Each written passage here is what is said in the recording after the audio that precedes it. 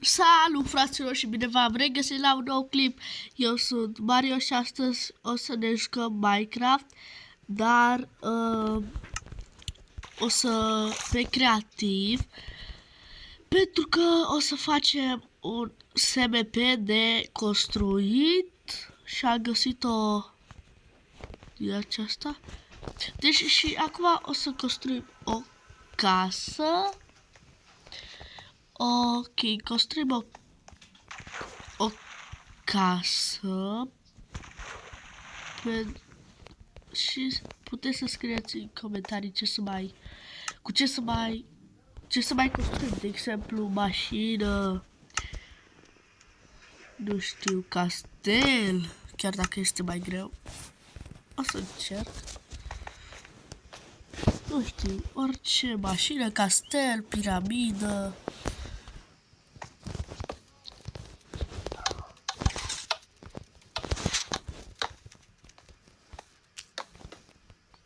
Ok, acest un chest. Nu este nimic bun. Dacă ne jucam pe Survivor, era extrem de bun chestul. Wow, da, cum am spus, extrem de inutil. Ok, acum mergem înapoi. Să construim o casă de început de Survivor.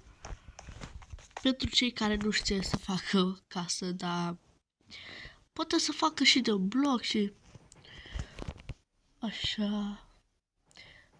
Și dacă vreți, putem să facem și casă în copac și să scrieți în comentarii.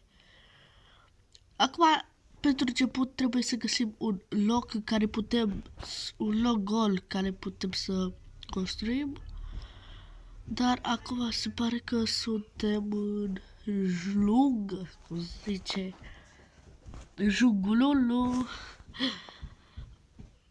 Ok, se pare că trebuie să facem, uite, aici pe acest.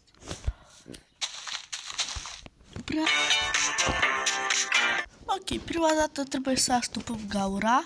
Și până astupăm noi gaura aceea, nu uitați de un like și un subscribe, adică abonare. Pentru că asta doresc și eu cel mai mult, să am mai mult de 16 abonați. Măcar 20 sau... Am văzut la Silent că am abonați de 1 milion de abonați sau 100.000 de abonați, nu mai știu. Am luat butonul, așa că sper să într-o zi să ajungem și noi ca el. Ok, și acum luăm niște materiale. Eu prefer să fac casa așa, cu bărci ud, cu lemn de bărci și cam atât. Ok, facem de blocuri 4 pe 4 sau 5. 1, 2, 3, 4, 5, 6, 7, 8. 1, 2, 3, 4, 5, 6, 7, 8. 1, 2, 3, 4, 5, 6, 7, 8. 1, 2, 3, 4, 5, 6, 7, 8. Pare că este cam mic, așa că trebuie să măresc. Pentru că trebuie să facem și cu etaj, dacă vreți. Da, haide, o facem cam din minte, când nu știu. Puteți să faceți și voi din minte, dacă vreți, oricât de mare. Eu zic că este bine atâta. Ok, acum punem niște stâlpi de susținere. Ok. Câte blocuri să facem în sus, habar n-am, mai puțin. Ok. Mai puțin un pic. Eu zic că este de jos. Punem așa.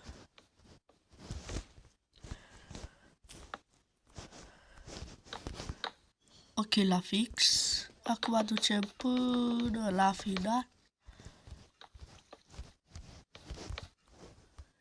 Și le unim. Iarăși până la final. Le unim din nou.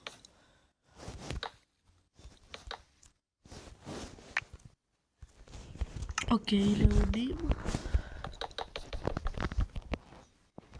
Și acesta. Și am terminat stâlpii de susținere. Acum mai trebuie să facem așa. Pe aici. Ca să aibă o formă frumoasă. Christmas plants. Ok, acum revenim până gătăm aceste straturi. Ok, am terminat, fraților, și asta. 1, 2, 3, 4, 5, 6, 7.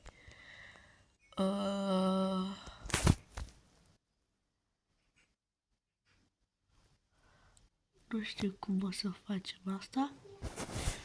Ok, acum, pentru că am făcut așa frumos, o să luăm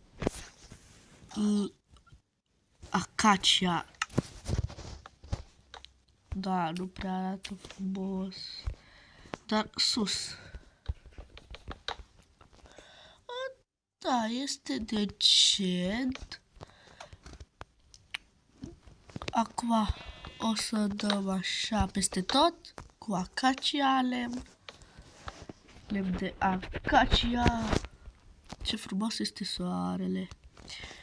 Mie câteodată îmi place să stau și să mă uit la soare, la nori. Că au forme de dinosauri, de tot felul. Nu înțeleg de ce. Eu zic că baza asta este decentă. Adică chiar mi se pare ok. Și punem bărciurile. Ok. Trebuie acum să facem schemații.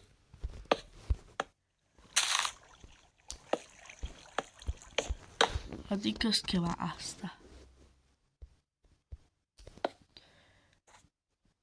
Ok. Trebuie la final cu schema asta.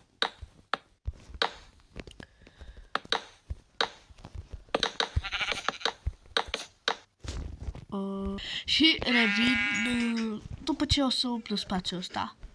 Ok, acum punem glesul. Ok, punem asta normal. Gles normal. Văd că se face seara, așa că trebuie să mai mă grăbesc. Să găt mai rapid, pentru că chiar nu am chef să stau 2 ore până să găt casa asta. E direct vilă. Hai că vilă, nici nu mai știu ce sunt. Ok.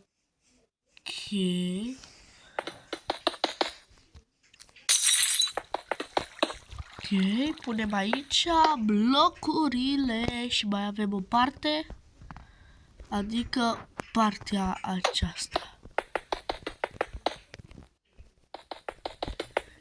Wow, trebuie să facem și acoperișul.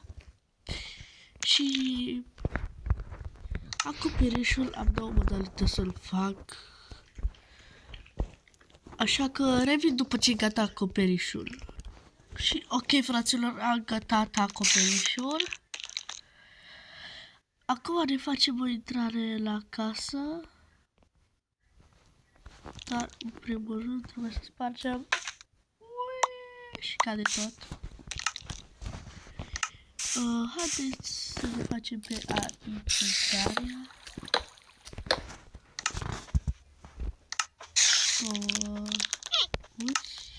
Ne trebuie. Ok, ne-am pus. Trebuie să luminăm. Pentru că aici este peste tot.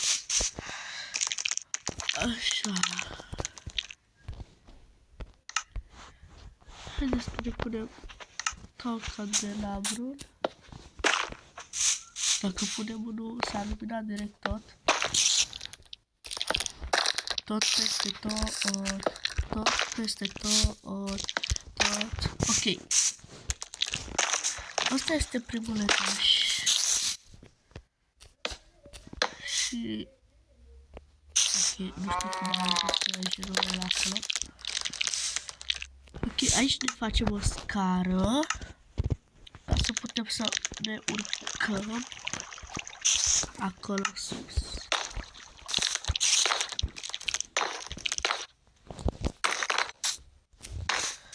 Ok. Bun, și am urcat direct. Bam. Ok, dacă nu mai cântăm, putem să facem...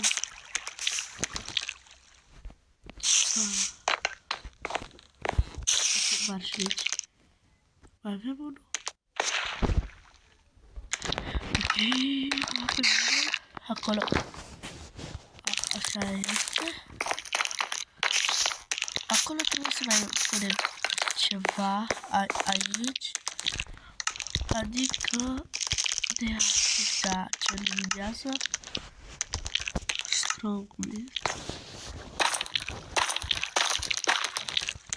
Acum o să avem tot lumină când se face noapte. Și ne punem pe jos verde.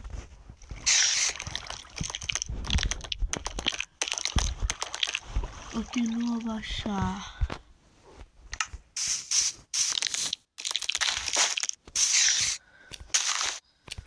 Verde de asta. Haideți că spargem și după. Revenim după ce spargem totul. Ok, fraților, aici este așa patul, chesturile, crafting-ul, furnalul. Și așa, aici este la așa, jos, la parter. Și acum o să facem decorul la etaj. Și, ok, fraților, am terminat căsuța. Acum o să vă prezint. Aici avem un acoperiș drăguț. Așa arată casa pe din afară. Acum mergem jos. Aici când deschidem ușile, după putem. Avem ca un cuvor verde. Aici avem un pat. Aici avem niște chesturi unde deposităm nu știu ce. Aici niște crafting-uri unde craftez tot ce vreau. Aici niște furnale unde prăjesc. Și ăsta este la... ok, nu știu, am uitat cum să numește, scrieți în comentarii. Aici sus avem aici un... aici avem un enchanted. Aici are niște crafting-uri. Aici jos avem niște... de astea care omoră mobii, iar așa. Aici avem armură. Și aici are niște patări roșii. Și asta a fost casa mea. Eu am fost Mario, nu uitați de un like și un subscribe și nu uitați să dați să scrieți în comentarii ce construcții vreți să mai fac, de exemplu mașină, casă în copac și tot felul. Eu am fost Mario, nu uitați de like și abonare. Hai, șpa, șpa!